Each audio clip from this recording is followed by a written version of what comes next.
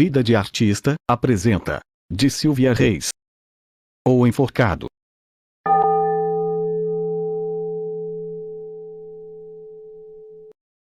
O vento arrastava pelo céu pesadas nuvens que lançavam o aguaceiro sobre o para-brisa do carro. A densa cortina cinzenta formada pela chuva se fechava para os encantos da paisagem rural do Vale do Paraíba. O homem ao volante permanecia atento ao que podia perceber da estrada a poucos metros à frente. Seu passageiro, homem de expressão tranquila na maior parte do tempo, franziu o senho e disse tentando atenuar o clima de tensão: "Acho que demoraremos um pouco mais para chegar, Gerson, mas não sem tempo de pegar o almoço. Dizem que nosso anfitrião costuma servir excelentes vinhos." Ao invés de se alegrar com o lado bom da situação, Gerson ficou pensativo. Não sabia como seria recebido por um homem que se havia declarado o representante ocidental dos deuses de Shambhala, a cidade oculta situada entre o deserto de Gobi e o Tibete. O escritor Eusébio Cardoso era o homem mais respeitado entre os intelectuais e profissionais liberais da região. Homem de meia-idade, alto, elegante e rosto de uma seriedade confiante e agradável. Depois da medicina, Eusébio se formou em filosofia e mergulhou profundamente nos ensinamentos das sociedades da hermética sabedoria oriental. Adquiriu vasto conhecimento do mundo espiritual, refletido em suas mais de 400 obras literárias. Influenciado por grandes mestres do ocultismo com os quais mantinha contatos mediúnicos, Eusébio fundou a Sociedade Universalista de Ciências Ocultas da América Latina. Reuniu várias correntes espiritualistas na sua doutrina e rapidamente se expandiu em pequenos ministérios espalhados por muitas cidades em todo o país. Aproveitando uma breve abertura da cortina chuvosa que clareou sua visão da estrada, Gerson olhou furtivamente para o companheiro ao lado e disse: "Só espero que ele não use seus poderes mágicos para se livrar de nós, depois que souber que viemos bisbilhotar sobre a morte de seu amigo diplomata." Aníbal produziu um estalo cômico com os lábios e disse quase bem-humorado: "Que nada. Sabemos que quem tinha o verdadeiro poder oculto era o diplomata, na verdade, um agente do Serviço Secreto Internacional e militante sionista. Em todo caso, devemos ser prudentes. Quem quer que tenha praticado o crime, deve estar muito bem protegido por um poder que, sabemos, de mágico não tem nada." "Diabólico, talvez", conjecturou Gerson. Aníbal sorriu desdenhoso. "Honestamente, eu me preocupo muito mais com os homens que agem como um deus do que com os que brincam de satanistas." Já era de conhecimento daqueles homens que os interesses do diplomata no escritor não eram apenas de obter favores espirituais. O homem financiara toda a estrutura do paradisíaco mundo de Eusébio. Desde a propriedade do templo da Sociedade Universalista numa extensa área rural da cidade até a editora exclusivamente para atender a demanda dos livros de Eusébio, já traduzidos para 5 línguas e vendidos em várias partes do mundo. Seja como for, é difícil acreditar que o escritor fez fortuna vendendo livros, disse Gerson. Aníbal comentou sobre a idolatria aos milionários como o modismo de uma sociedade cujos valores morais haviam sido substituídos pela riqueza. Como todo homem bem-sucedido, Eusébio Cardoso devia ser tratado com um tipo de respeito institucional, não por ser chamado de doutor e esbanjar autoritarismo, mas simplesmente por ser muito rico. Pelo menos de uma coisa podemos ter certeza: um espião internacional não faz caridade, concluiu Aníbal. Relâmpagos levavam seus estrondos a ecoar uma melodia funesta sob o céu escurecido. Chegaram ao portão majestoso da entrada do templo da Sociedade Universalista. Antes que Gerson pensasse em tocar a buzina para anunciar sua chegada, o portão se abriu lentamente até dar passagem ao carro. A construção era um antigo casarão de pedras adaptado ao que há de mais sofisticado na arquitetura moderna. Então era ali onde Eusébio reunia regularmente os colaboradores e simpatizantes de sua doutrina para a prática de seus rituais secretos. No alpendre em arco sustentado por colunas de mármore, surgia um homem mediano, deselegante dentro de um paletó que parecia pertencer a um defunto maior, fazendo sinal para que o carro seguisse pela lateral direita do prédio. Chegaram a um pátio coberto onde havia vagas de estacionamento. O homem que acompanhara o carro contornando a varanda parou no patamar, esforçando-se para parecer um mordomo, ou coisa que o valha. O doutor Aníbal desceu do carro e já foi caminhando para o patamar, mas voltou-se surpreso para Gerson, que estacara olhando para o homem que os recepcionava. "O que está esperando?" gritou Aníbal. "Sai logo desse frio, rapaz." Gerson pareceu sacudir seu mal-estar com um ligeiro estremecimento, deu uma corridinha e cumprimentou o suposto mordomo. O homem não respondeu. Movimentou-se bruscamente com um gesto para que os dois entrassem. O vestíbulo parecia um cenário cinematográfico. O chão era de um mármore tão polido que refletia em detalhes os adereços nas paredes. Depois de indicar a sala onde eles aguardariam para falar com Eusébio, o homem se retirou rapidamente, desaparecendo no interior da casa. O contraste na mobília dava ao ambiente uma singularidade desconcertante. Sofás de estilo colonial e poltronas modernas em suede marfim liso, ladeadas por mesinhas modelo provençal. Num canto, um bar de mogno exibia grande variedade de bebidas. Gerson mal se sentou e se levantou caminhando em direção ao bar. "Preciso de uma bebida", disse ele como para si mesmo. Recuperada a serenidade do semblante, Aníbal se mostrava mais tranquilo, apesar das fortes trovoadas que ainda mugiam do céu. "O que aconteceu lá fora? Você parece ter visto um fantasma." "Conheço aquele homem", disse Gerson. "Ou melhor, conheci a mulher dele. Ela, bem. Ela teve um filho. Ela morreu em circunstâncias estranhas." "O que ele fazia?" perguntou Aníbal. "Ele era pastor de uma dessas igrejas evangélicas. Depois que a mulher morreu, ele desapareceu." "Como acha que ele veio parar aqui?" "Não tenho a mínima ideia. Ele era um homem violento e soube-se de vários escândalos no seu ministério. Muitas denúncias de todo tipo de abuso." Aníbal fez sua consideração como se meditasse. "Essas igrejas pegam qualquer pobre coitado para ocupar um púlpito prometendo que ele será um líder rico e famoso apenas se acreditando ungido de Deus. É a indústria da desmoralização do cristianismo." "Mas parece que ninguém fica à vontade para discutir o assunto", lamentou Gerson. Aníbal protestou. "Pelo contrário. Nunca se discutiu tanto a política, a religião e o futebol como hoje em dia, e muito à vontade com escândalo, berros e histeria. O que falta é seriedade para discutir essas questões." Naquele momento o doutor Eusébio entrou na sala esbanjando elegância e simpatia, cumprimentando-os. "Vejo que já estão à vontade. Em que mais posso servi-los?" Os dois homens se levantaram para apertar a mão do escritor e voltaram a se sentar. Aníbal se precipitou. "Eu sou Aníbal Machado, delegado-chefe da Polícia Federal em São Paulo, e este é Gerson Rodrigues, meu assistente. Viemos obter informações sobre o diplomata Jorge Muniz Thomas." "Eu soube do acidente ontem", lamentou Eusébio. "Devo esclarecer que não foi acidente", tornou Aníbal. "O diplomata foi assassinado provavelmente depois de sair desta casa." "Pode nos confirmar que o Dr. Thomas esteve aqui na noite de terça-feira passada?" "Sim, claro", tornou Eusébio ligeiramente enfático. "Conversamos, bebemos e ele saiu daqui muito bem." Aníbal prosseguiu. "O corpo do Dr. Thomas foi encontrado tombado para fora do carro no acostamento da estrada a uns 20 quilômetros daqui. Foi atingido com várias pancadas na cabeça." Sem qualquer alteração na expressão do seu rosto, Eusébio comentou. "Um assalto, certamente." "Não há indícios", afirmou Aníbal. "Suspeitamos que o homicídio tenha sido praticado com interesse exclusivo na morte do Dr. Thomas. Caros senhores, estou à disposição para auxiliá-los no que for preciso para esclarecer o caso. Também gostaria de lhes apresentar os moradores desta casa.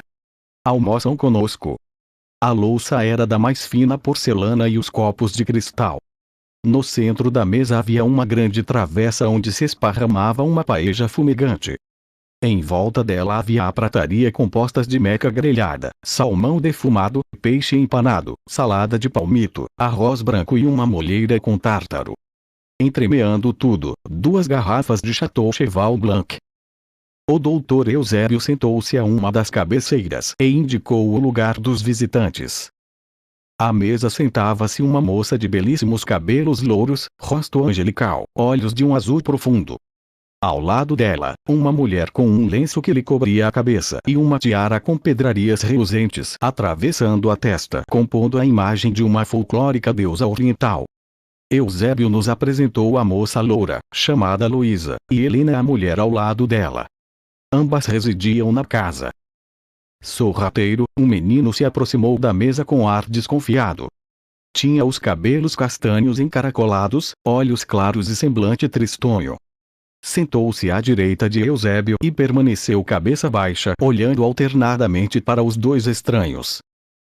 Este é Cal, disse Eusébio apresentando o menino. Um pequeno mestre que veio a brilhantar nosso templo com sua presença. Nome incomum, disse Aníbal. O que significa? Eusébio estufou o peito e se mostrou orgulhoso como um bispo que acaba de ser purpurado. Assim, ao mesmo tempo afirmou sua própria grandeza, reivindicando a divindade do menino. Cal é um menino especial. Sua aura é de um colorido extraordinário, como a aura do deus Mahakala. É uma divindade do hinduísmo e do budismo, mas é chamada de Cal no sikhismo, cultuado na região ocidental do Himalaia. Gerson retribuiu o olhar do menino, que se fixara nele e perguntou com um meio sorriso. Gosta daqui, Cal? Eu já tenho o tridente de ouro, revelou o menino com a alegria resplandecendo no seu rosto como um reflexo daquele suntuoso ambiente. Como ele veio para cá? Perguntou Aníbal ao escritor. Eu o encontrei desamparado. Tinha perdido a mãe e o pai havia desaparecido. Então me ofereci para cuidar dele. Consegui sua guarda me comprometendo com sua educação. Helena é responsável por sua formação escolar e Luísa o instrui nas artes e na música. Como veem, senhores, este não é um lugar para se ocultar um crime. Estamos apenas cumprindo nosso dever, doutor Eusébio. Por isso gostaríamos, contra todas as evidências, de dar uma palavrinha com os moradores da casa. Eusébio disse gentilmente. Pois fiquem à vontade. Espero que tenha gostado da comida de Dona Elsa. Tem excelente cozinheira, doutor Eusébio, observou Gerson. Está na minha família há muitos anos, disse Eusébio se levantando.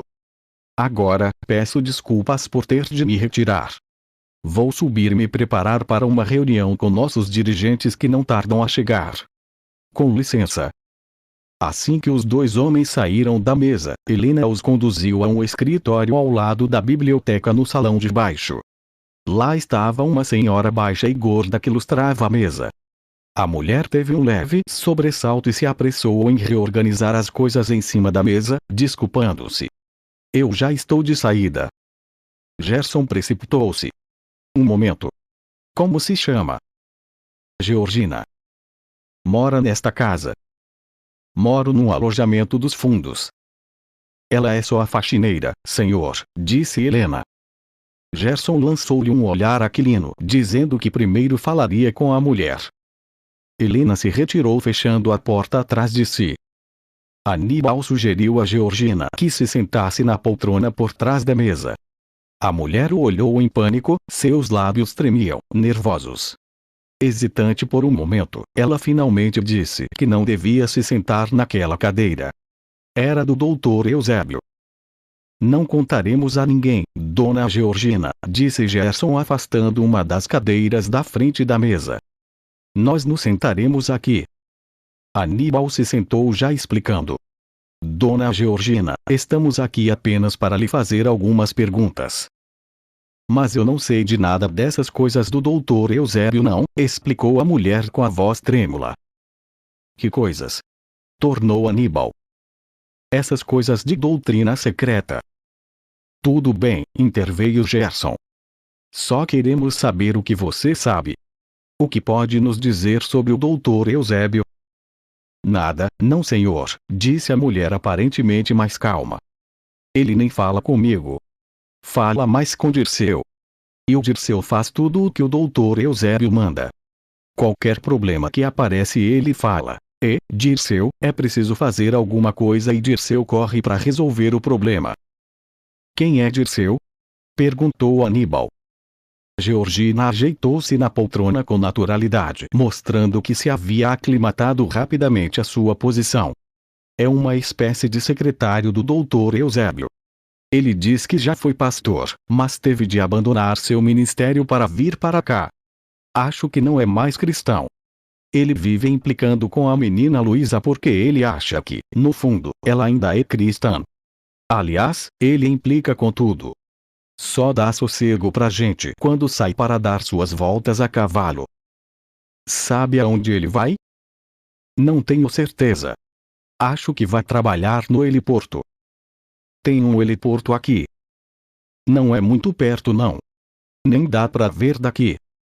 Houve um breve momento de silêncio em que Dona Georgina esboçou um leve sorriso. Ajeitando a gola de seu uniforme, tomava ares de autoridade, mostrando-se satisfeita por estar ali. Aníbal continuou. Sabe dizer se Dirceu saiu na noite de terça-feira passada? Deixa eu ver, disse Georgina pensativa. Foi no dia da visita daquele amigo do doutor Eusébio. Esqueço o nome dele. George. Não. É outro nome. Gerson retificou. Thomas. Isso, confirmou a mulher. Aconteceu alguma coisa estranha nessa noite, Dona Georgina. O homem estava muito alterado. Ele e o doutor Eusébio discutiram ali mesmo na sala de visitas. De lá da cozinha dava para ouvir sua voz. Sobre o que discutiam? Isso eu não sei não. A senhora não ouviu nenhuma palavra? Teve uma hora que me pareceu ouvir o nome do menino. Cal? Sim, senhor. E Dirceu estava com eles. Acho que não. Não tenho certeza, mas me parece que ele já tinha saído para dar suas voltas. Está bom, Dona Georgina, disse Aníbal. Pode ir e mande vir a cozinheira. Mas ela não pode falar nada, senhor. Por que diz isso? Elsa é muda. Então mande a moça Luísa entrar. A mulher saiu e os dois homens se entreolharam em silêncio por um instante. Depois Aníbal falou. Bem. A coisa parece girar em torno de Cal. Não creio que seja por razões afetivas, mas o doutor Eusébio não escondeu sua paixão pelo menino, murmurou Gerson, intrigado. Posso apostar que esse menino é filho de Dirceu. É a cara da mãe. Como Eusébio terá conseguido a guarda da criança e por quê? Perguntou Aníbal mudando de assunto. E o que tinha o diplomata com isso? Gerson tinha o mesmo olhar interrogativo do delegado, mas suas palavras soaram inequívocas. Qualquer juizeco na mão de Eusébio se renderia a um simples pedido dele. Agora, o envolvimento do diplomata no caso é um grande mistério. De qualquer forma, espero que tudo se esclareça. Luísa entrou timidamente no escritório. Foi convidada a se sentar na poltrona do doutor Eusébio e obedeceu sem reservas. Aníbal se levantou dizendo que ia conversar com Dona Helena. Saiu deixando Gerson se encarregar da conversa com a moça. 3 homens entravam no vestíbulo naquele momento e seguiam diretamente para a escadaria. Certamente vinham para a reunião com o doutor Eusébio. Logo em seguida, entraram mais 2 homens e 4 mulheres que também subiram em silêncio, ignorando a presença do delegado ali. Aníbal encontrou Helena sentada a uma mesa na biblioteca às voltas com uma pilha de papéis.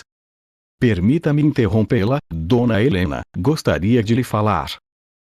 Pegue aquela cadeira, por favor, ordenou a mulher. E sente-se aqui perto da mesa. Aníbal foi direto ao assunto. Que tipo de relação tem com o doutor Eusébio? Temos o mesmo objetivo.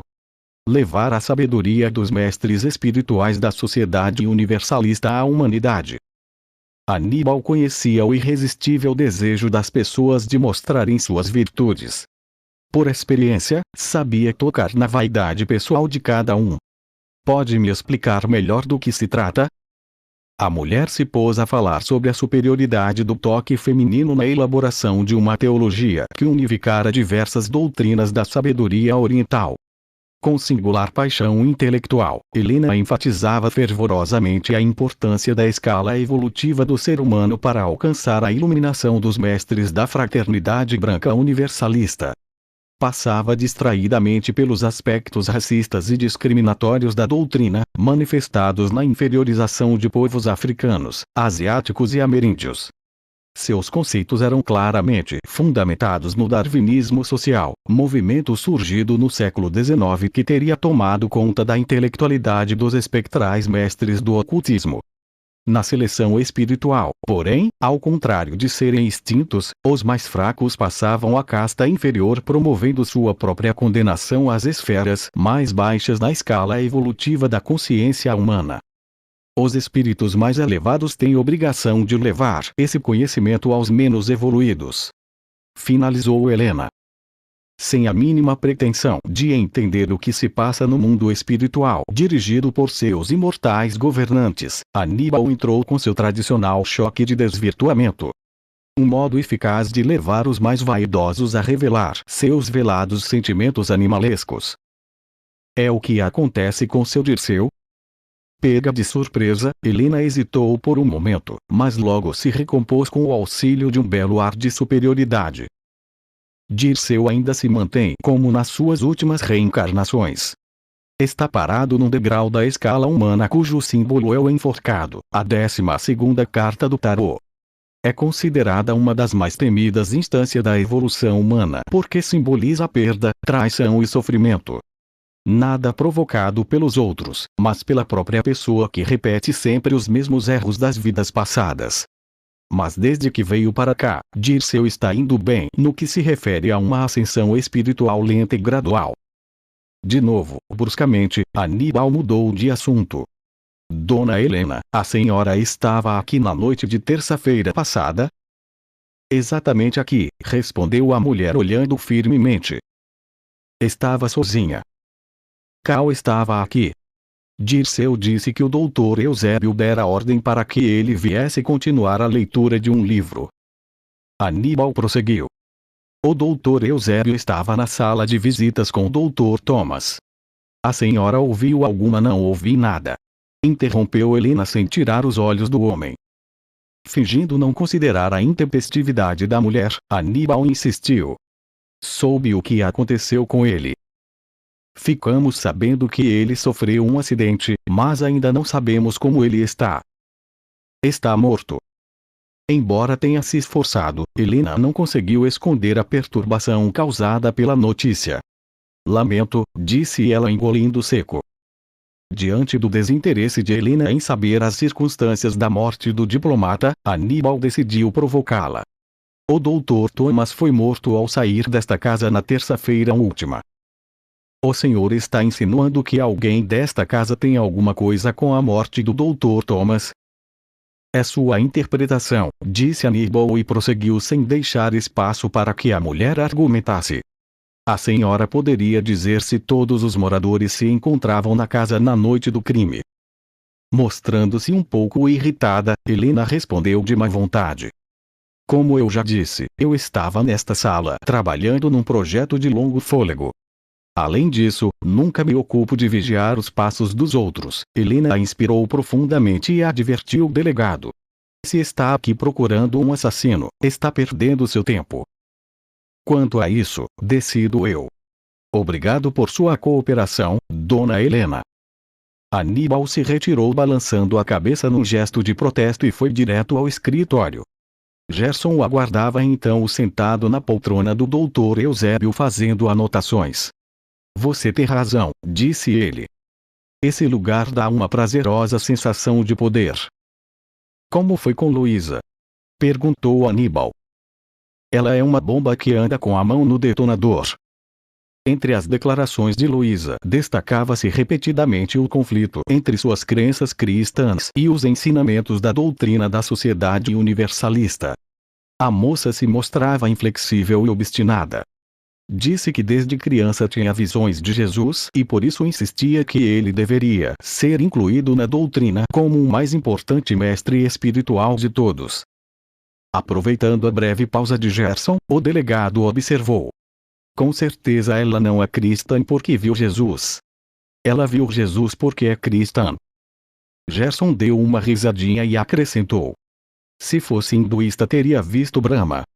Mas ela reforçou sua fé quando disse que a força crística, quando é contaminada por desejos sexuais mundanos, por lascívia, por desejos impuros, ela é convertida em força luciférica. Aníbal tomou ar de vidente e profetizou. Isso pode ter relação com os rituais que são praticados aqui. Orgias, disse Gerson. Por que não? Exclamou Aníbal. Muitos rituais pagãos, em diversas culturas, incluíam o culto à fertilidade. Não dá para imaginar que prática religiosa devia ser um verdadeiro bacanal. Acha que o menino está envolvido nisso? Sinceramente não. Afirmou Aníbal. O garoto parece ser um caso particular, do Dr. Eusébio. Somente o caviar velho é servido aos convidados. E você? O que tirou de Dona Helena? Só arrogância. Seu discurso não se diferencia em nada dos que falam de demônios ou fantasmas e todas as coisas misteriosas das trevas. Significa que a fraternidade dela não se estende a pessoas como Dirceu. Já mandei chamá-lo, disse Gerson. Vejamos o que diz de si mesmo. Dirceu entrou no escritório com sua rigidez de mordomo, silenciosamente, como se tivesse sido treinado para movimentar-se sem fazer ruído. Querem falar comigo? Gerson fez com que Dirceu se sentasse na poltrona atrás da mesa para dar-lhe a sensação de estar no comando. Mas daquela vez não funcionou. Dirceu se sentou vagarosamente e ficou por algum tempo sem ousar se mover. Restou cabisbaixo, adquirindo uma postura humilde e resignada. Aníbal se levantou e ofereceu seu lugar a Dirceu. Acabou ficando de pé entre os dois homens sentados, e começou a falar com autoridade. Seu Dirceu, o que faz nesta casa? Eu estava perdido nas trevas e o Dr. Eusébio me salvou. Agora está me preparando para receber a luz da verdade que será revelada pelos seus mestres espirituais. E o que foi feito da sua igreja? O Dr. Eusébio foi quem arranjou tudo. Ele disse que eu tinha muitas dívidas e que ele mesmo se encarregaria de pagá-las. Então lhe fiz uma procuração para resolver tudo. E foi assim que o senhor perdeu tudo, concluiu Aníbal.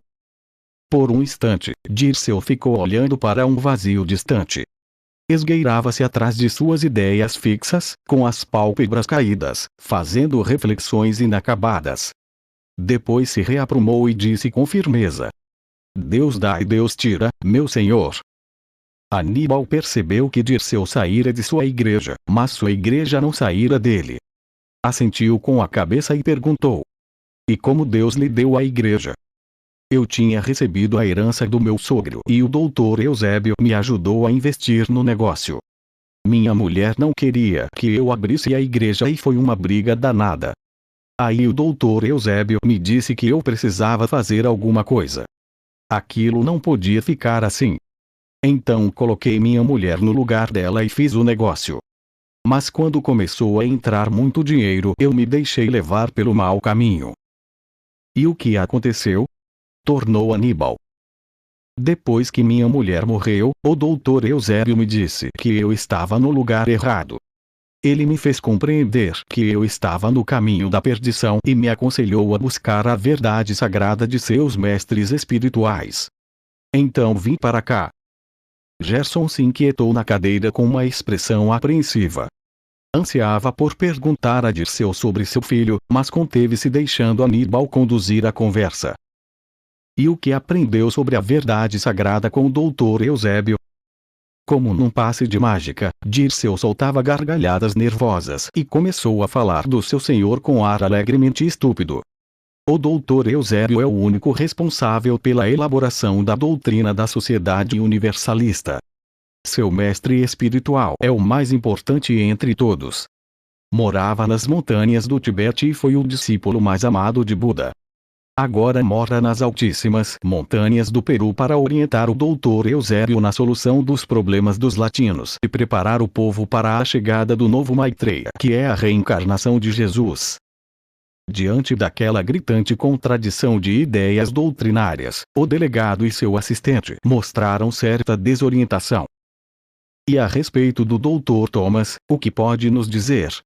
Perguntou Aníbal intencionalmente mais objetivo. Dirceu falou com uma alegria histérica no olhar que combinava com o tom eufórico de sua voz. Teve o que merecia. Já há algum tempo o diplomata vinha aqui fazer ameaças ao Dr. Eusébio. Que tipo de ameaça? Não sei não. Só sei que na terça-feira o Dr. Eusébio disse que era preciso fazer alguma coisa. E o que você fez? Eu fui me preparar. Mandei Cal fazer companhia a Helena, que estava na biblioteca, e depois.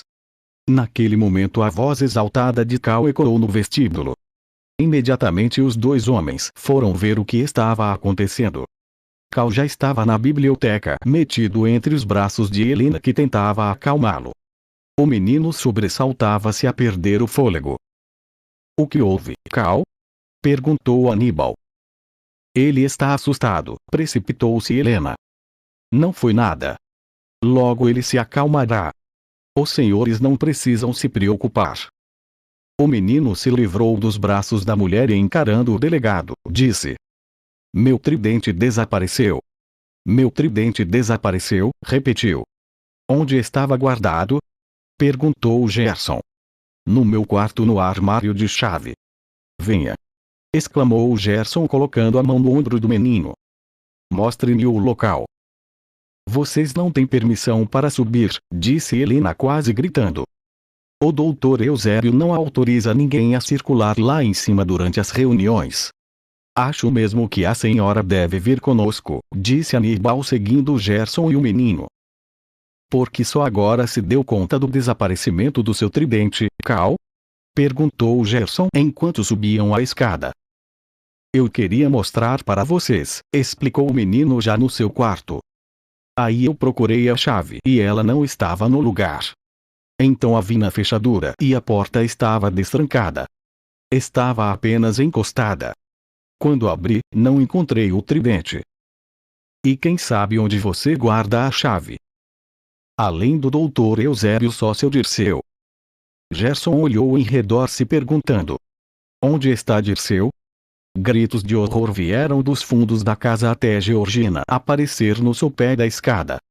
A mulher, completamente aterrorizada, esforçava-se para anunciar a tragédia que acabava de presenciar. Venham. Venham ver. Ai meu Deus! Que coisa horrível! Súbito, a porta da sala de reuniões se abriu, e o Dr. Eusébio saiu fechando a porta atrás de si. O que está acontecendo aqui? Embora os dois homens já descessem a escada, não deixaram de ouvir Helena responder. Eu mesma disse a Dirceu que estava na hora. Gerson deu uma paradinha e olhou para cima, podendo ver que o Dr. Eusébio detinha Cal para que não descesse. A chuva cessara, mas o céu permanecia nublado. A grama densa e alta estava encharcada e ainda escorria água pelas valetas da calçada lavadas pela chuva.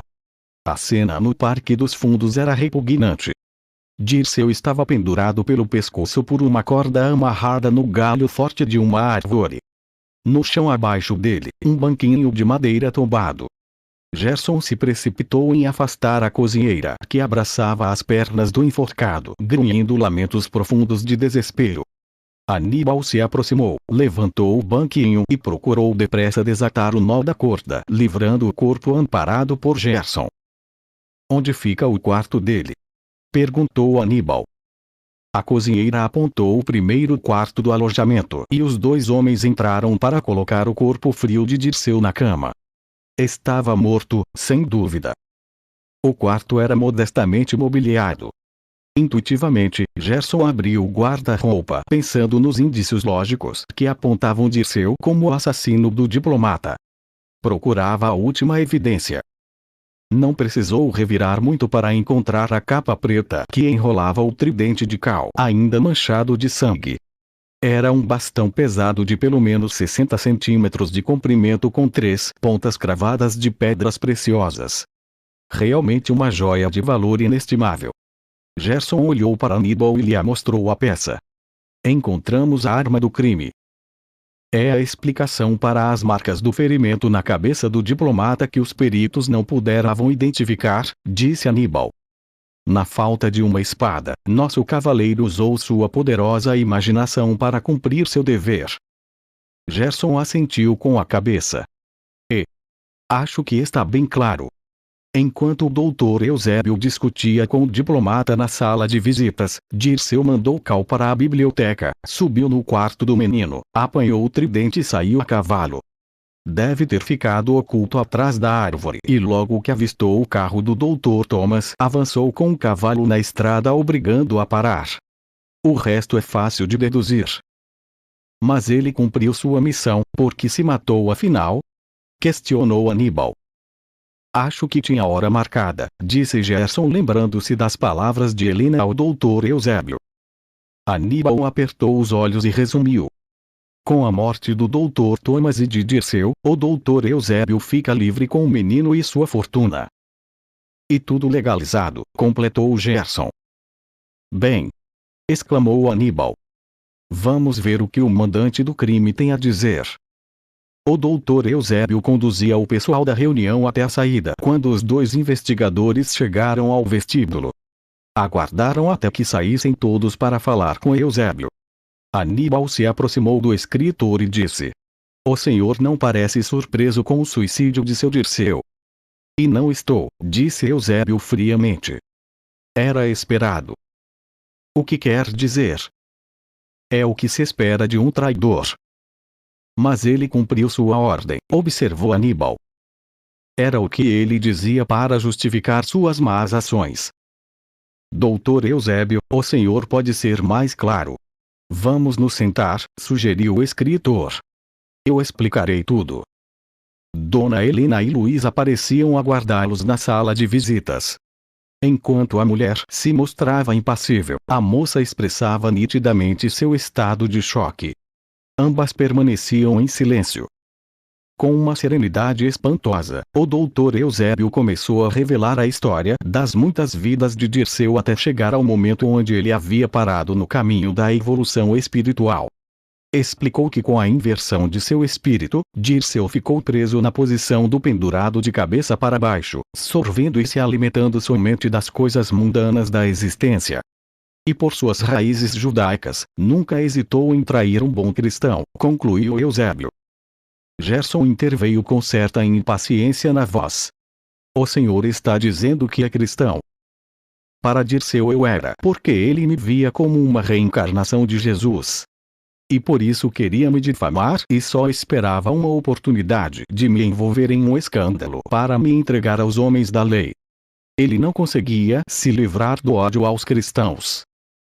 Ele foi pastor, lembrou Gerson. De uma denominação evangélica, observou imediatamente o doutor Eusébio explicando em seguida. O que, na base, é um judaísmo messiânico reformado.